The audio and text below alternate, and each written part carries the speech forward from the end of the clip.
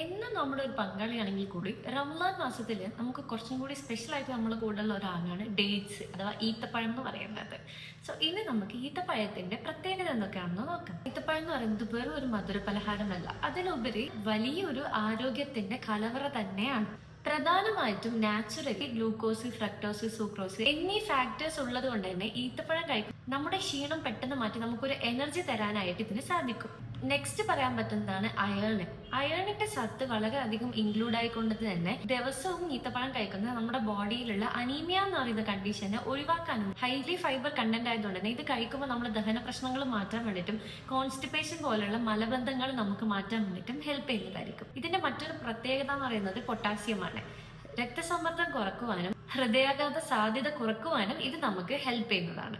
Calcium, magnesium, selenium എന്നിവ include ആയതുകൊണ്ട് തന്നെ നമ്മുടെ ബോൺസിന്റെ ഹെൽത്തിന് വേണ്ടിയിട്ടും ഇത് വളരെ മേജർ ഫാക്ടറാണ് വഹിക്കുന്നത്. ഇതിലെല്ലാം ഉപരി നമ്മുടെ ബ്രെയിനായിട്ട് റിലേറ്റ് ചെയ്തുകൊണ്ട് നമ്മുടെ ഓർമ്മശക്തി മികച്ചതാക്കാൻ വേണ്ടിയിട്ട് നമുക്ക് ഈത്തപ്പഴം വലിയൊരു ലൈഫ് സേവർ തന്നെയാണ്. ഡയബറ്റിക് അല്ലാത്ത ആളുകൾക്ക് ഡെയിലി ഒരു 3 ഈത്തപ്പഴം വരെ കഴിക്കുന്നതിൽ യാതൊരു പ്രശ്നവുമില്ല. പക്ഷെ ഇൻ കേസ് നിങ്ങൾ ഡയബറ്റിക് പേഷ്യന്റ് ആണെങ്കിൽ നിങ്ങൾ ഈത്തപ്പഴം കഴിക്കുന്നതിൽ അതിൻ്റെതായ രീതിയിലുള്ള ഒരു കൺട്രോൾ ഉൾപ്പെടുത്തേണ്ടതായിട്ടുണ്ട്. കൂടുതൽ ഇത്തരം ഹെൽത്തി ആയിട്ടുള്ള ടിപ്സിനായി ചാനൽ ഒന്ന് ഫോളോ ചെയ്യുക. Stay tune for more healthy video. Thank you for watching.